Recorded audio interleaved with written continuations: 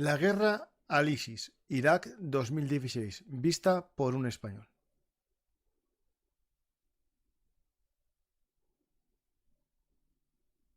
Hola amantes de la historia militar, hoy viajamos al desierto y a las montañas del norte de Irak para conocer cómo fue la lucha contra el ISIS vista por un español, Miguel Gutiérrez Garitano, que nos contará sus vivencias en esta dura guerra contra el terror. Para mí, uno de los mayores grupos terroristas y de crueldad que creó el ser humano es este grupo Daesh, que por desgracia tenemos que hablar de él para que no se olvide nunca lo que nos puede llevar el fanatismo y las creencias en que algo se puede imponer por medio de la fuerza o de eliminar al adversario, ¿no? Pues vamos a ver quién son estos diablos de la tierra, el ISIS, y también los que lucharon contra ellos. Veremos kurdos, iraquíes, árabes, chiitas y sunís que lucharon contra el ISIS, visto por un español que estuvo allí, viviendo entre ellos, viendo cómo luchaban, con una cámara de fotos y con su pluma para escribir este libro que tengo en mi mano, Hay dragones, que espero que descubráis si no lo conocéis.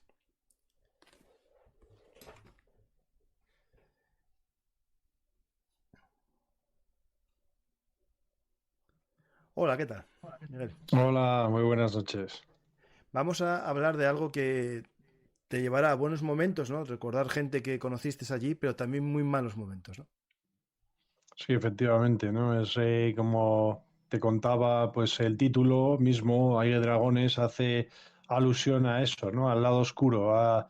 En la época medieval los cristianos dibujaban dragones y monstruos marinos en las zonas que advertían ya al caminante o al navegante que ahí podía haber o paganos, que para ellos eran el mal o peligro o desconocido. Mm. Pues yo que he vivido pues, algunas guerras que yo recuerde pues, en mi infancia, la de los Balcanes, etcétera, que fueron horrorosas, pero nada me había parecido tan terrorífico como el Estado Islámico, ¿no? Yo creo que es porque sigue existiendo, el peor ejemplo de lo que puede hacer el ser humano, el ejemplo más claro, además televisado, porque ellos tienen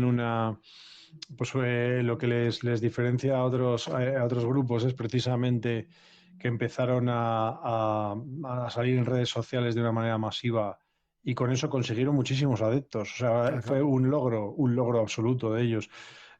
Y entonces me pareció algo fascinante en un sentido del historiador, porque era terrible al mismo tiempo, como has dicho, y entonces pues decidí que tenía que escribir sobre ello y que tenía que ir allí, ¿no? A Irak, ¿no?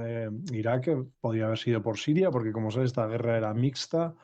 El Estado Islámico estaba parte en Al-Raqqa, tenía una capital siria en Al-Raqqa y otra Mosul, digamos, en Irak.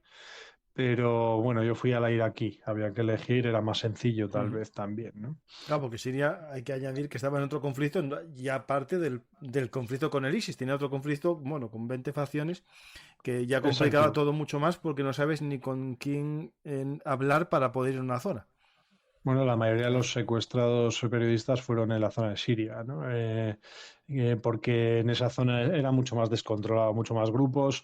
Era mucho más sencillo ir al lado del Kurdistán iraquí, a Erbil, donde lo controlaban los kurdos el territorio y los kurdos, pues bueno, en ese eran aliados de Occidente, coyunturales o lo que fues, pero es una base segura, o a mí me lo pareció en todo momento, Mm.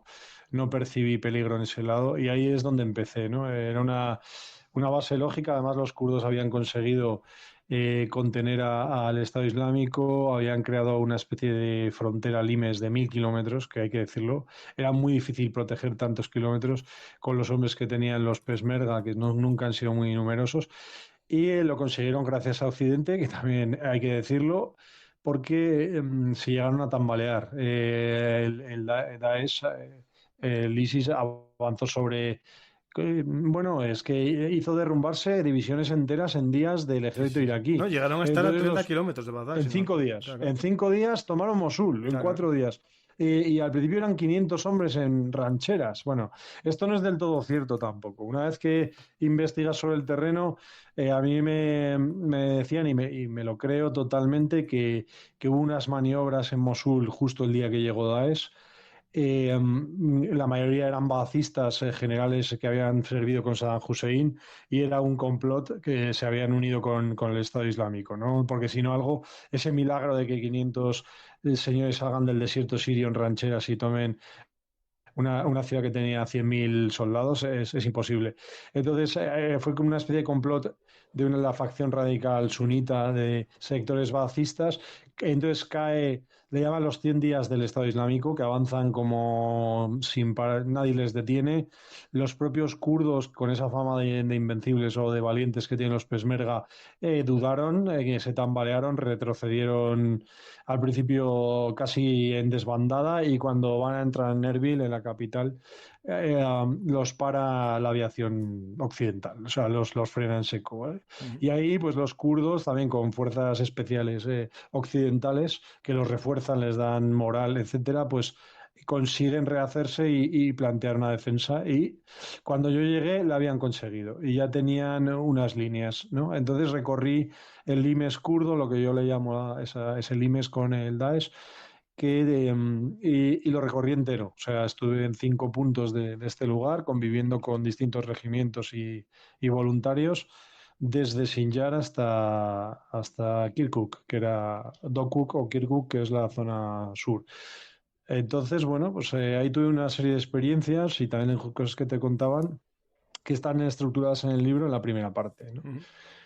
Estoy poniendo de fondo un documental que hiciste, ¿no? Que tienes en YouTube, sí, y lo vas a estrenar, pero bueno, tengo un poco el derecho a ponerlo mientras hablamos de fondo, sin descripción gráfica, sin sonido, para que un poco ambiente lo que tú viviste, ¿no? Es decir, ese grado de destrucción de las ciudades y fiereza en los combates y rencor, ¿no? Sí. Es decir, ahí había mucho también odio al ISIS por lo que estaba haciendo, ¿no? Porque no era una guerra convencional lo que estaba planteando, ¿no?